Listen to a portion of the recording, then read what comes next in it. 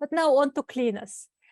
EWG has been doing research on cleaning products for quite a few years now, from early 2010s. I'm not going to get the start here, right? But it has been a very important topic for us, which kind of continued from EWG established and flagship research on personal care products that perhaps some of the audience members know about, and we can talk about that a little bit if we have time at the very end in the Q&A.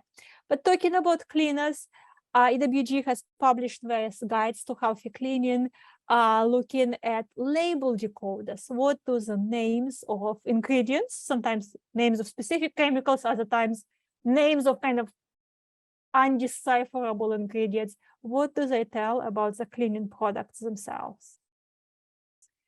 And really wanted to talk kind of, why did I say at the very start? Is that cleaners are probably some of the most toxic products? Well, it's life experience. We all know that. That certain cleaners simply should not be mixed together. Trying to avoid children exposure to many cleaning products is also super important. But also, even when the cleanliness product is used according to the label, there can still be ingredients and impurities in that product that can harm my health, or that can be harmful for the wildlife and the environment when the cleaning product, if it's something that ends up going down the drain, when it goes into the wastewater treatment plant, and then is finally released into rivers and streams. So that is a concern, is hazard to the health of the user, also the health of professional cleaning, and then the downstream effect. And then there is this myth of a clean house, that something smells like a clean house and that is good. It's not just myth because it's not true, but it's also a really dangerous myth because it sort of creates this culture of a home has to smell a particular way, and it's actually that smell of a clean house that many people interpret as such is actually the smell of fragrance chemicals and solvents that are added to many cleaning products, such as the products that people spray to clean windows, such as the products that are sprayed to clean the counters. And when we inhale those chemicals, or when people who clean professionally for a living, which means that they're exposed to those chemicals for 8 or more hours a day, so when inhaled or absorbed through the skin or ingested, a really terrible outcome, but unfortunately can and does happen. That is the time to call the poison control center. So those kinds of chemicals are really posing a risk. The most immediate impact is allergies and asthma. And many people are familiar with those impacts of cleaners. But also some of the cleaners ingredients, particularly kind of professional grade cleaners, which contain some solvents, some of those solvents are known to harm the reproductive system. Some of those solvents increase the risk of cancer. Again, very often people say, but I just like it clean that way. And that baking soda and vinegar might not get it to that particular kind of elusive mythical standards. Then when one looks at the risks and also thinks about the exposure for people who do it professionally, that's when kind of making those healthier choices starts looking more and more attractive. So some of the AWG top tips for healthy cleaning: fabric softeners. Fabric softeners, I was about to say are the worst. They're not the worst. But basically that is one place in our cleaning and washing routine where there is a lot of fragrance added to the product. But fragrance does not just come alone. It's not just the nice smell, what some people call the nice smell. It's also the chemical solvents that basically are necessary to impart the smell to any whichever product, be it a spray product, be it a fabric softener. And as I had a little insight right at the beginning, that AWG is now doing research on this type of products and specifically looking at the air quality impact of the use of different type of products, well, basically in the lab, but in the conditions that would look as if somebody was trying to clean a counter at home. What we are finding is that fragrance is very often kind of like a marker, an indicator that there are other not so good chemical ingredients in a product. Air fresheners is another place where fragrances are hiding. And again, it's not just the fragrance, what I or somebody else identifies by olfaction.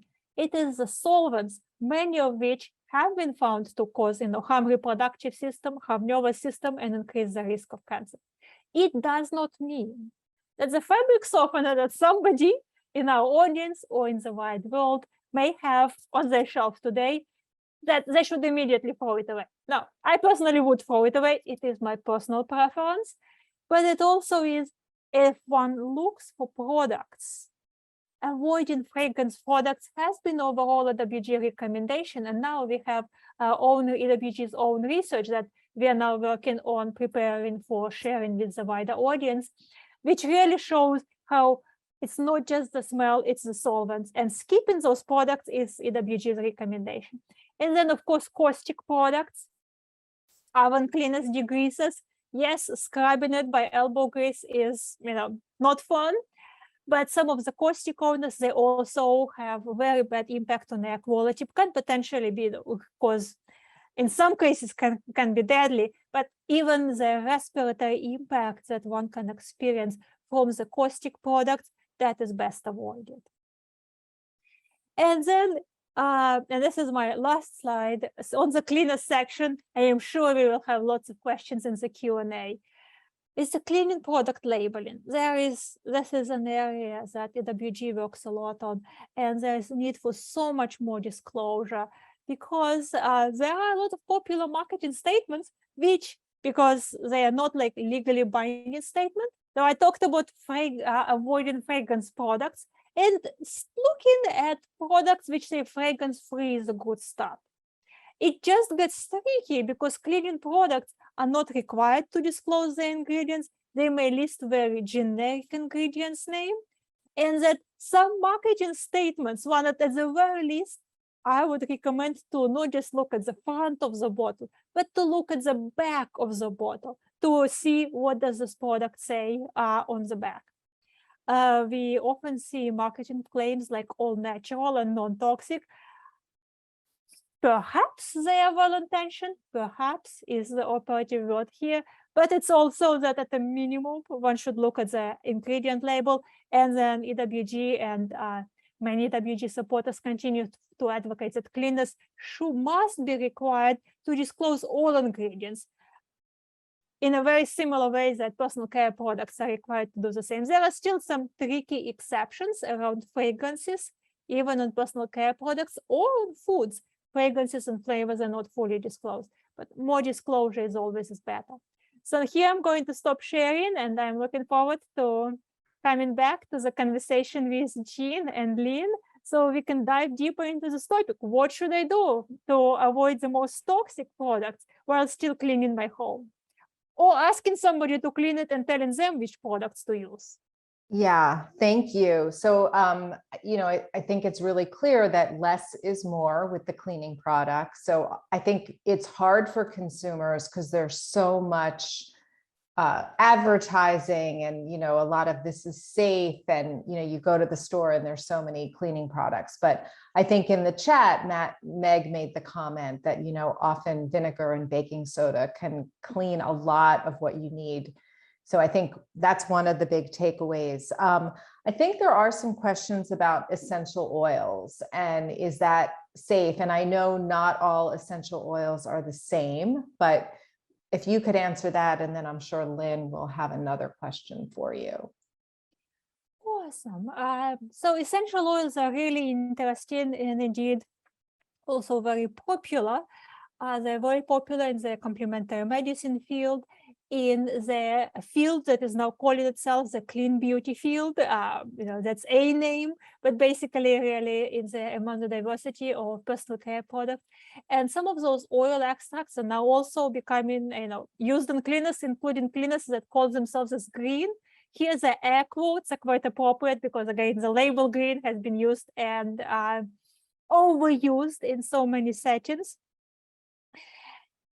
What research shows on essential oils is that actually many people can develop allergic reactions to them, and that sort of repeated exposure and high dose exposure, basically concentrated essential oil, or even, for example, extracts from lemons and oranges. There is a substance called limonene, also pronounced as limonene, that is both, well, it has a smell, So it is a fragrance chemical, but it also is a popular kind of a solvent type ingredient in cleaning products that advertise themselves as being better for human health and the environment.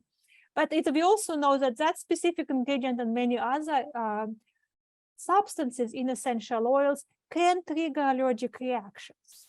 So indeed, there are so many oils that one cannot make one blanket statements, but it's true both ways. Not a blanket statement that all essential oils should be treated with caution, not a blanket statement that all essential oils are safe just because they're natural. So I wanted to bring in my last slide for the section, the topic that a claim that something is natural, while true, comes from a plant. It does not mean that it's okay for me to pour it on my skin or to pour it on my countenance and with enthusiasm rub it around. So I would say that starting slow is how I would recommend. Many people do enjoy when they make their own homemade cleaners to add a few drops of essential oil because they do enjoy that nice smell. But I would say starting slow and testing before, applying infusing in large quantities where I would go. Thank you.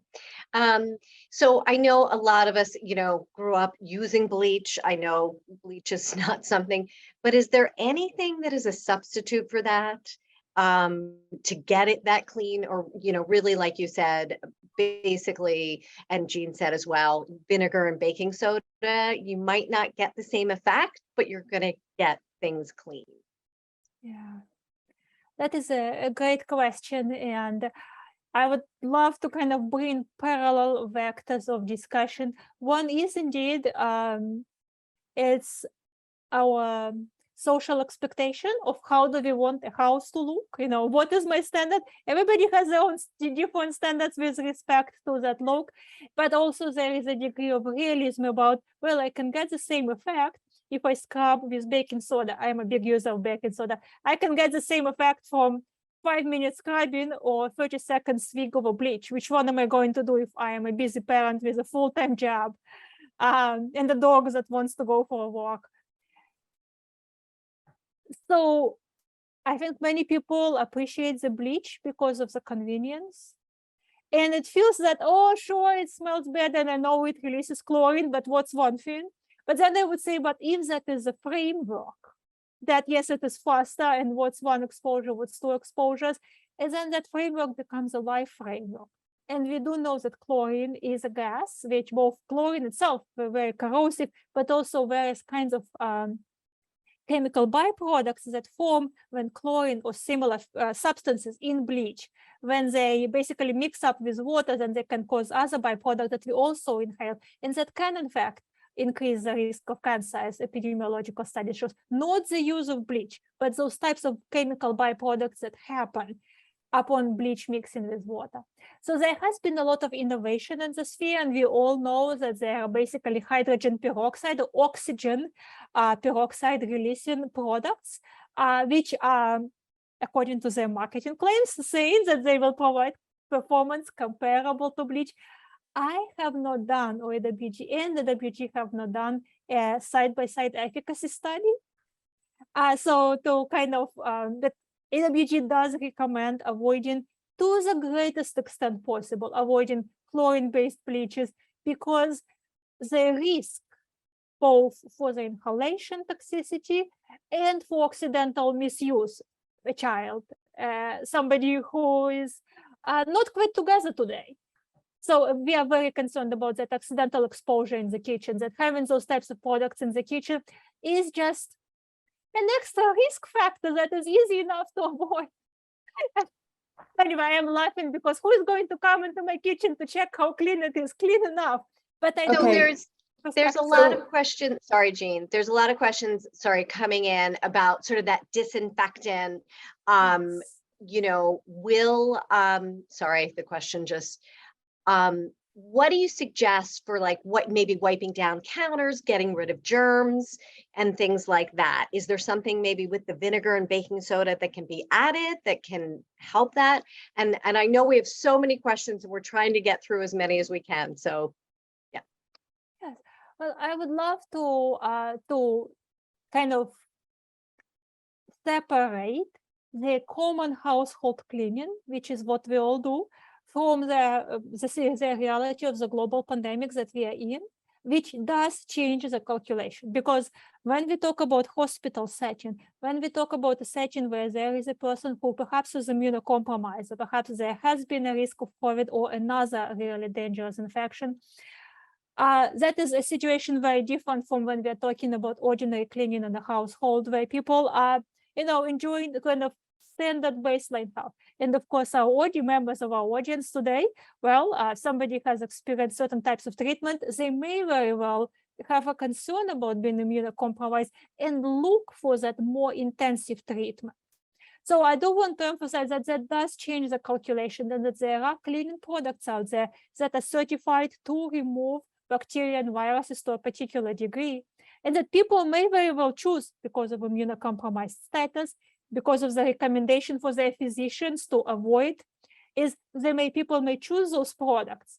But then if that is not called for, then vinegar can do wonders. But if it is called for, then we are looking for products which would be more similar to products in hospital settings. So Lynn, I wanted to kind of deepen that distinction very much with the realization that being immunocompromised is a reality for many people in our society and perhaps in our audience. Okay, great, Olga. So there are a lot of questions about what specific products they should use. So I just want to refer everybody, take out your phone and download Environmental Workings Group's Healthy Living app. You can take this to the store, use your picture, scan the QR code, and it will tell you whether your product is safe or not. So I think it's too hard to go through every product, and if you don't want to do that, you can look through their list. Everything is graded A, B, C, D, E, F. So that's the best thing to do. Again, download that app. I use it all the time. I'm going to get to the next section, but there is one person who's asked multiple times if it's safe to use the microwave. And my understanding is the microwave is safe. Don't put plastic in the microwave, and maybe don't stand in front of it. But is it okay for people to use their microwave to heat up food?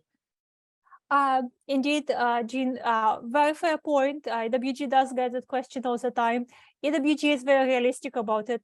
Reheating food is important, and reheating it on a stovetop is not often practical. So yes, microwave is good to use. Indeed, there is no need to stick one's nose next to the microwave.